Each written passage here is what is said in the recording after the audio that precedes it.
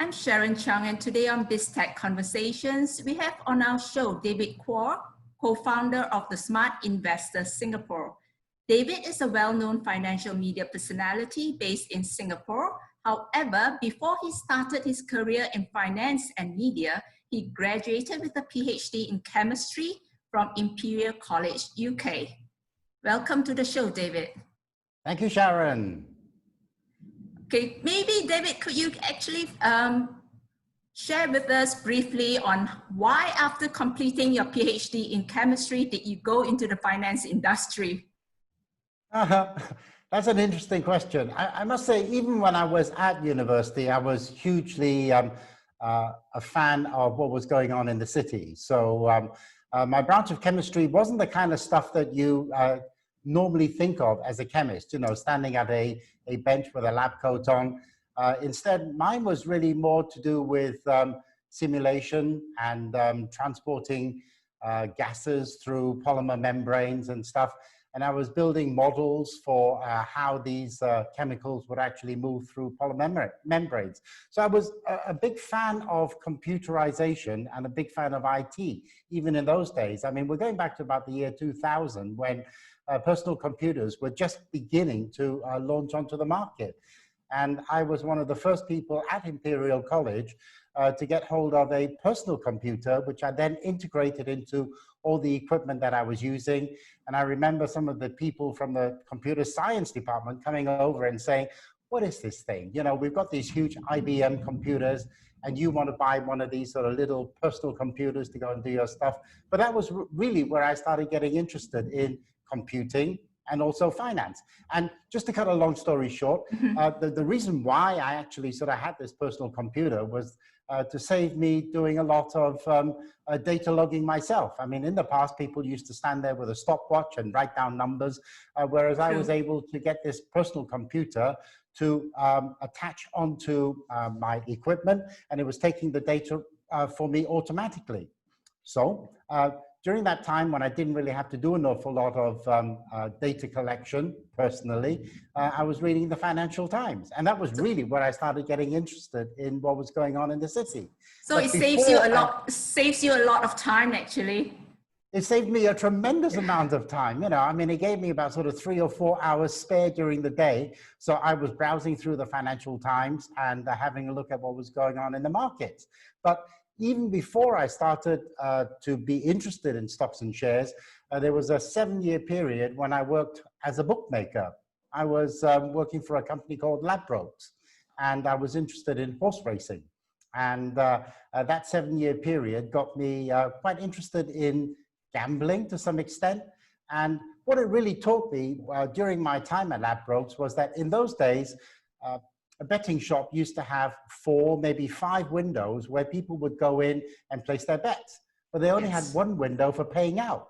So, I mean, that taught me an awful lot, that gambling doesn't really pay apart from the bookmaker itself.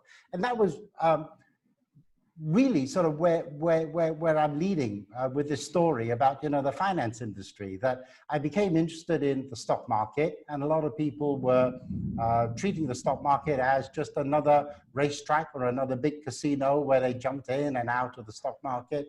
And I thought, there's got to be a better way than that, you know, to invest, rather than to just place your bets on certain counters and hope that they will come good. Okay, so what was the challenges and the mistakes actually you faced when you first started trading? Well, I suppose any challenges and mistakes that you faced during, you know, when you first started? Huge amounts. And I think the biggest mistake I ever made was to put some money into a company, and then I made money. And I thought, wow, this is quite easy, isn't it? And then subsequently, some of the other companies that I invested in started to lose money. And I thought, what is all this? I mean, the share price movement going up and down, up and down. There's got to be something else apart from just the share price movement. Yes. So that was when I started to get interested in fundamental analysis. And that was when I started looking at companies and saying, why is the share price moving up and down? And not taking any account as to how the company is actually performing at the underlying level.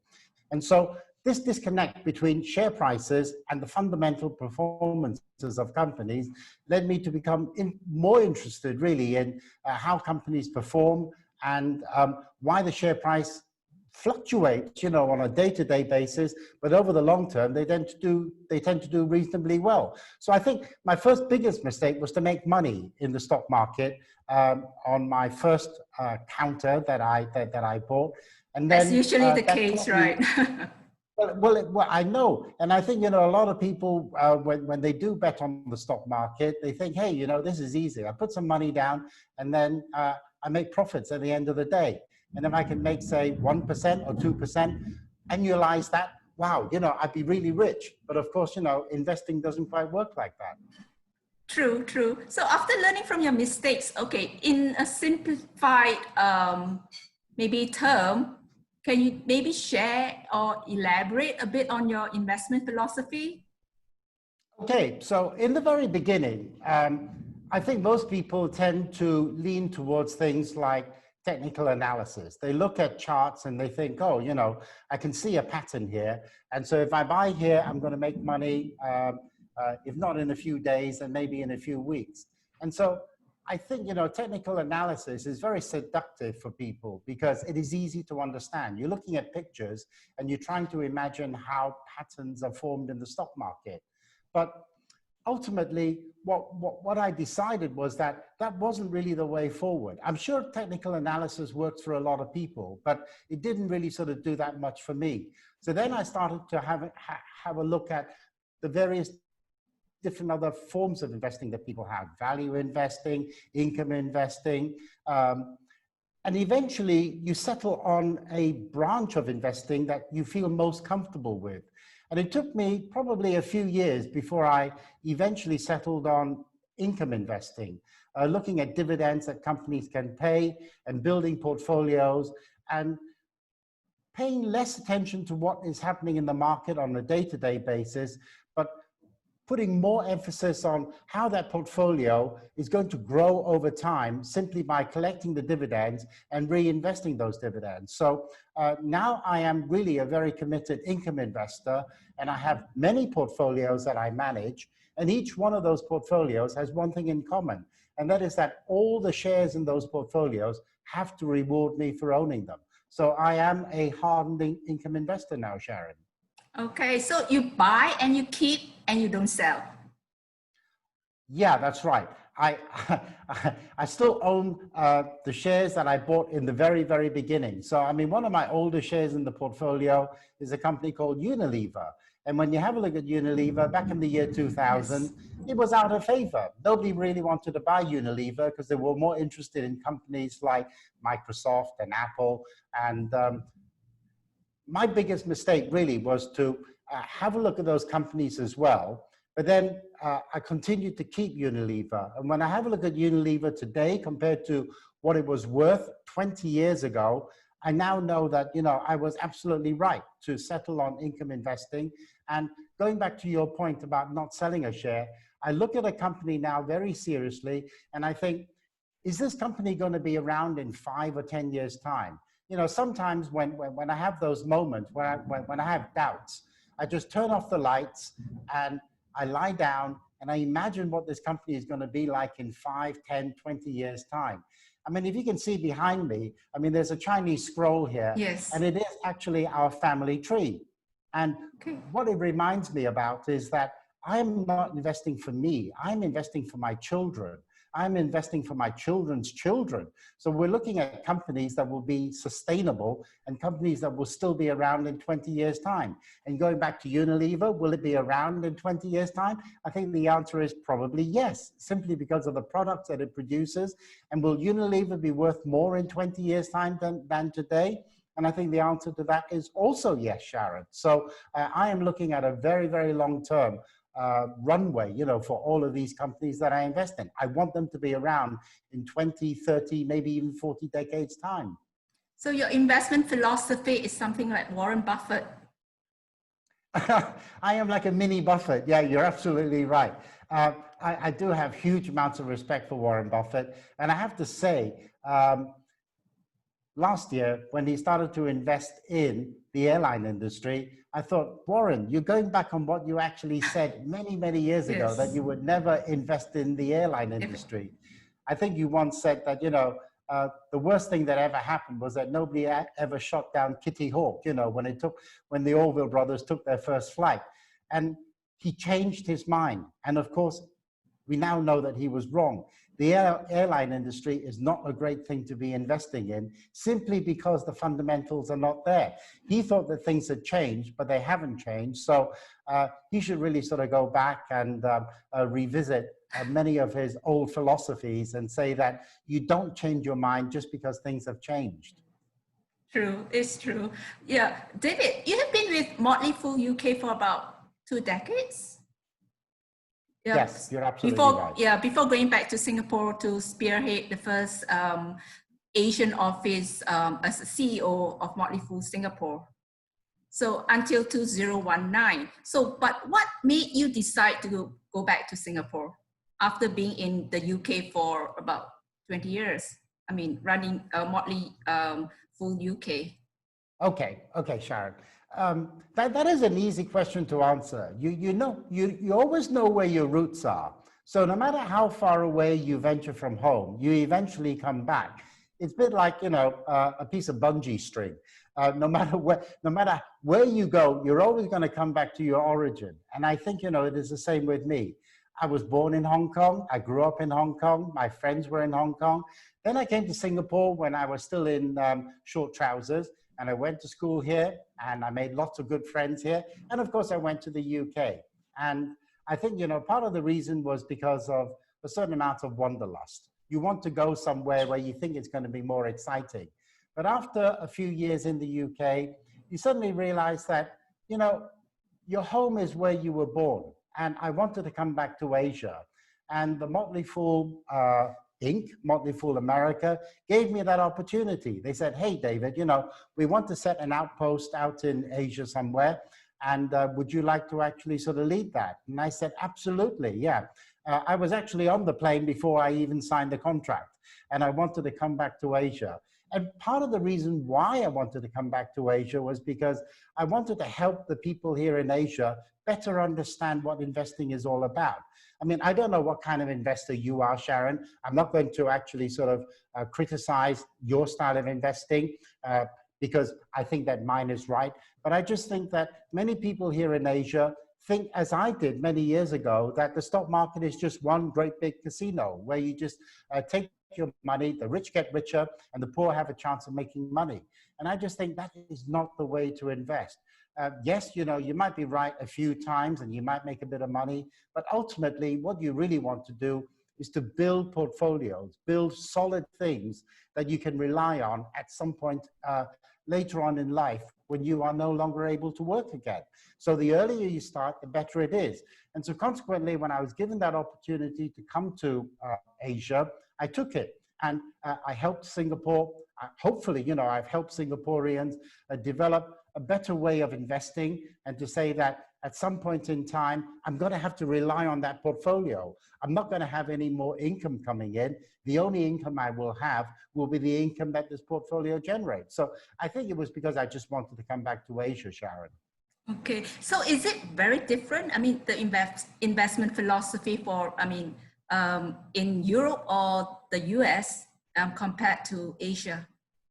Okay, I don't think you can paint everything with the same brush. I think there are some investors here in Asia who are very committed to long-term investing, just as there are many investors in the developed economies like the UK, Europe, and maybe America who are day traders. So I'm not going to cast aspersions on anybody, but what I am saying is that it is fine. Okay, I'm not saying that it is a bad thing to be a day trader. And what I actually did was to help the people here in Asia, particularly here in Singapore, to say that you can have the best of both worlds, right? What you can do is to, what you can do is to build a portfolio. And that portfolio should have about 60% of good, solid income paying shares. Then you can have 30% of growth shares. Now, 60 plus 30 gives you 90. That still leaves you 10%. So that 10% of shares, do whatever you want to with it, right? If you want to go and buy Bitcoins, be my guest, right? If you want to go and day trade with that 10%, be my guest. But don't touch that 60 and 30%, which will give you the solid income and some growth, and then have some fun with the other 10%. So don't, don't ever fall into the trap of turning that pyramid upside down, where you only have about 10% of income shares, and the other 90% is your day trading shares. Don't ever do that, because if you do that, you might be rich overnight, but then again, you could be desperately poor overnight as well. So what I am trying to do is to say to people, investing should be fun, but at the same time, it is really something that you will have to rely on at some later point in life, Sharon. Yes, David, so what is your magic formula actually for identifying good stocks that fit into your investment philosophy? It's again, is really very simple. You know, I look for good, solid companies that pay me a dividend. I look for companies that don't have a huge amount of debt. I look for companies that have a good return on equity. And I look for companies that will pay me some dividends, but at the same time, retain some of that dividends in order to grow their own business. So whenever I look at a company, the first thing I look for really is the return on equity. The ROE is probably the what I call the rocket fuel for any company. A company that's got a 20, 30% ROE, wow, you know, I mean, you want to really keep these companies in your portfolio. They've also got to have a very high net income margin, in other words, a very high profit margin, which tells me that they have a certain amount of control over the market. It's that investing moat that you are looking for, a business that has that investing, that has that moat, that pricing power. So all of those things put together will tell me whether or not a company is good. And if it is good, I will go in and buy them, Sharon. So what if the company has the potential, okay, but they don't, maybe it's not time for them yet to pay dividends? Would you look into companies like that? No, absolutely not. No. I always believe that money in my pocket is better than in somebody else's pocket. So if you are already making a profit, yes, by all means, you know, let me have some of it. I know at this particular time, because of COVID-19, there are some companies out there that have either had to cut their dividends or withhold their dividends because if you take a look at the banks in the UK, the regulators have said you can't pay a dividend at the moment. So that is an exception, but I know that these companies really want to pay us a dividend because they understand that they need to keep their shareholders on side. So for this intervening period, I don't get a dividend from some of my UK banks, but I know that come next year, they will start to pay dividends again. And in some cases, maybe even before the end of the year, they will pay dividends. But going back to your point, if a company is making a profit, I want some of it, Sharon. A piece of the pie. Beg your pardon? A piece of the pie. Of course I want a piece of the pie. You know, I don't want the whole pie. I just want a piece of the pie. Yes, I always keep some of it to reinvest in your business, but I want some of it. Yes, it's true. David, in times of uncertainty, especially now, right, with the COVID-19, how do you see the market? The market is very volatile at the moment, Sharon. I mean, that is undeniable.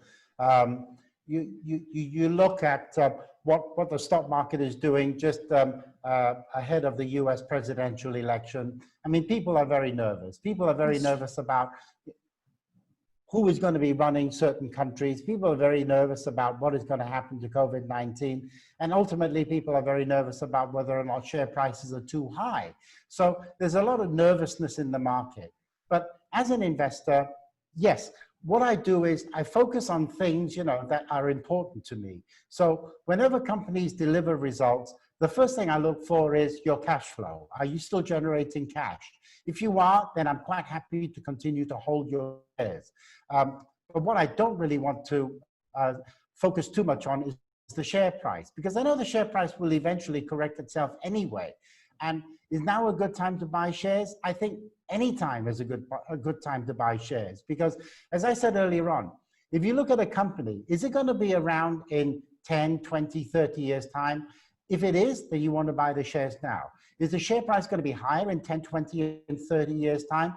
The answer again is yes, it probably will be, especially if it is a good company that is generating good profits and good cash flow. Those companies will still be around. So now is always a good time to buy shares, regardless of what is happening in terms of stock market volatility. So, day traders, in times of now, because investors or day traders are looking for short-term solution, quick money. So with the rise of day traders and the huge amount of liquidity in the market, are all these danger signs of pointing towards a severe market correction, maybe? I think the market will correct, Sharon. You know, at any point in time, the market will correct. And when we have a look at what is happening to stock markets, you have a look at the US market, it's close to, if not near, all-time high. Sure, there's been a little bit of correction. But when you have a look at the stock market as a whole, I mean, put to one side, you know, your Facebooks, your Apples, and your Microsofts, and your Amazons, and all those other kind of companies, but have a look at the rest of the market. The entire market in the US is only on a price to earnings of 20. So in other words, you're paying $20 for every dollar of profit that those companies make. Now, if those companies were capable of paying out all of their profits as dividends, it means that you're going to get an earnings yield or a dividend yield of 5%. Now, I'll ask you, Sharon, where can you get a 5% interest on any savings account at the moment? None. Where can you get a 5% bond yield anywhere? None. Where can you get a 5% property yield, right? On your rental? Where can you get a 5% rental yield? Nowhere. So the stock market is still the only place that you can go to where you are likely to get any kind of yield on the money that you have. So is now a good time to buy the stock market? I would say yes. Is it volatile? Yes. And what happens when you have volatility? Well, you know, share prices can fall as well as rise. So when they fall, it is probably a good time to go in and if you have some spare cash around, go and buy them. What is so wrong with that? I mean, I'll give you one good example, Sharon. A company like Coca-Cola and its rival Pepsi-Cola. Are they going to be around in 20 years' time? The answer is yes. Is the share price volatile? Well, the stock market is volatile, so the share price could fall. If it can fall and you have some spare cash, why not buy it? I mean, these companies are capable of growing their dividends probably at around sort of 6% a year. Would you take that? I would take that any day, Sharon. True. So recently, you know, the K-pop, Korean K-pop, BTS was listed, right? So what's your views on that? Because the stock price has just escalated after listing. Okay, my counter question to that, Sharon, is do they pay a dividend? No. So therefore, am I interested? No. Do I listen to K-pop? Yeah, you know, if it's on in the background, I will listen to some K-pop. But yeah, you're right. I think if you are an investor, you have to be disciplined. And going back to that analogy that I had about Warren Buffett investing in the airline industry, I mean, he was so adamant that he would never invest in the airline industry. And he succumbed somehow. But for myself, I am an income investor. And the first thing I look at is this company going to be rewarding me in some way through dividends if I were to buy the shares? And if the answer is no, then I'm not that interested. And ultimately, you have to be true to yourself. And you can't keep on wavering and saying, oh, can I just change my mind slightly over this one? The answer, I think, is no. If you are a serious investor, you really have to follow what you believe in and keep on doing it regardless of what is happening in the market. So all those people who want to invest in the K-pop industry, BTS, go right ahead, be my guest, right? But you're not gonna see me there. David, lastly, let's get some words of wisdom from you.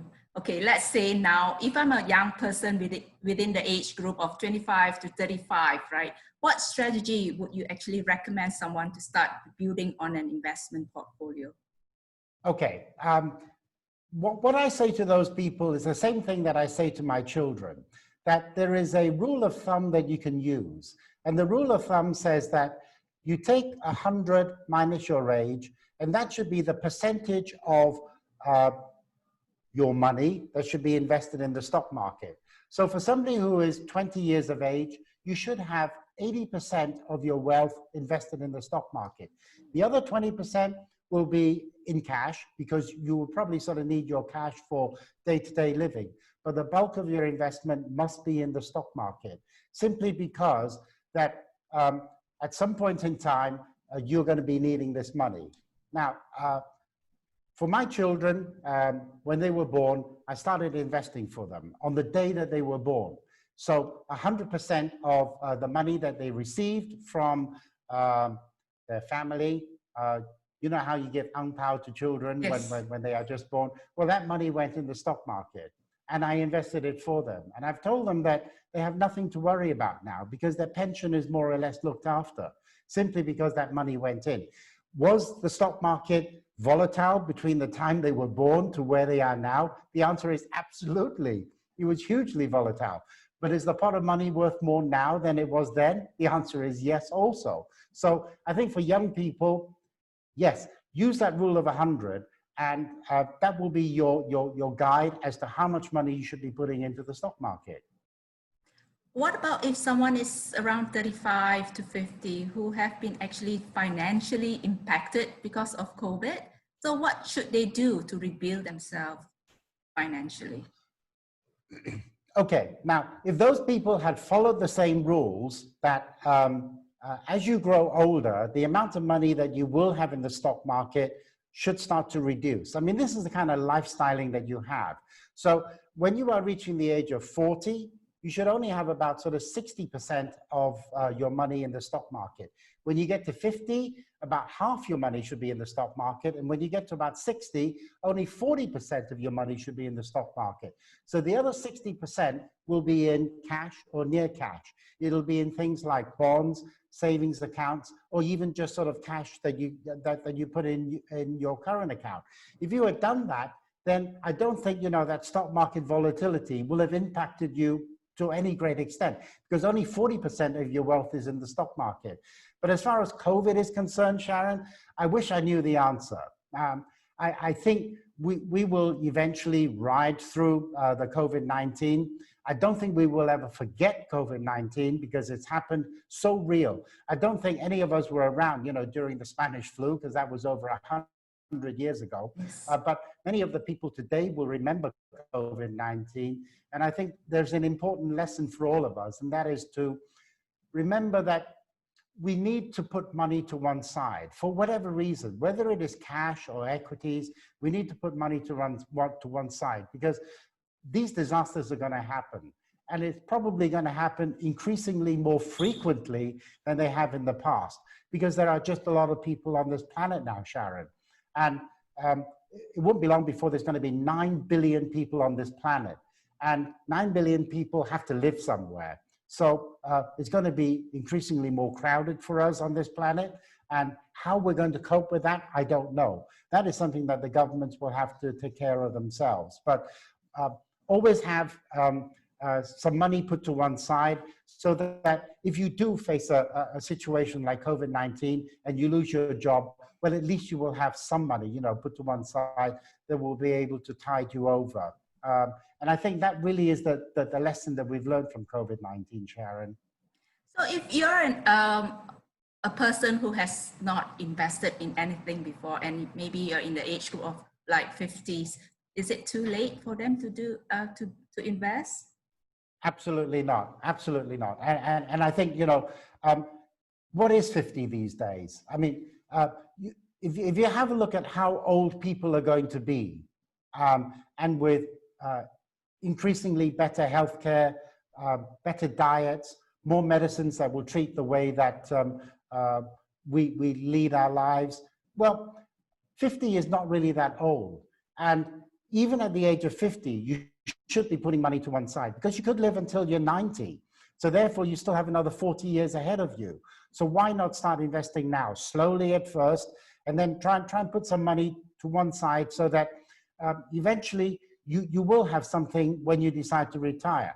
I remember many years ago, people would retire at the age of 55. I can't imagine anybody retiring at the age of 55 anymore. And that retirement age is being pushed further and further back, simply because people are living longer, and they're healthy even at the age of 60. My dad is 93 years old, Sharon, right? Can you imagine that? I don't think if you had asked him when he was a little boy, do you think you'll be around at the age of 93? Yes, true. I think he would probably have said no. Yes, true. David, is there anything that I missed which you would like to share to our listeners? I think stay calm. Ultimately, we are going to experience all sorts of turmoils in our lifetime. And every time there is a turmoil, just stay calm. And in my case, for those people who are as old as me and can remember Santana, when I get nervous sometimes, I turn the lights off, I draw the curtains, and I put on Santana playing Samba Party, right? And it is such a relaxing tune to listen to. Yes. And then when the song is finished, I'm okay again. So I feel quite zen after that. Thank you so much for coming on our show, David. I have been speaking to David Kuo, co-founder of the Smart Investor Singapore. For more business and technology conversations, go to www.biztech.a.